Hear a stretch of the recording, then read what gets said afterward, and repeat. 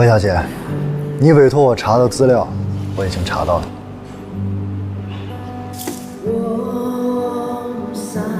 你放心，只要资料属实，全立即到场。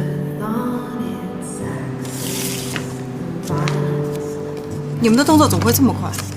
都不用去当地调查。你说的那个方式啊，已经 out 了，现在是信息时代。你不要小看我们侦探社啊，想查这种普通人，对于我们来说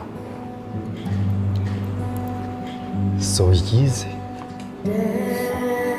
这位小姐从小到大的简历基本上都在这儿了。根据网上的痕迹显示，她曾经有一位相爱多年的男朋友，两个人似乎是从高中时期就已经在一起了，经常喜欢秀恩爱。不过，她为了参加神龙集团顾家继承人的选妻大赛，倒是付出了很多。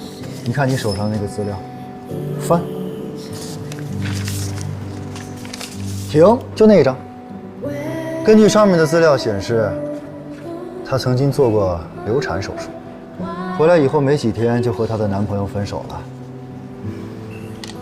现在的女人呢，真的是虚荣，为了钱，可以放弃多年相爱的男朋友，甚至连孩子都可以不要。南宫琉璃，想不到你还有这样的一面。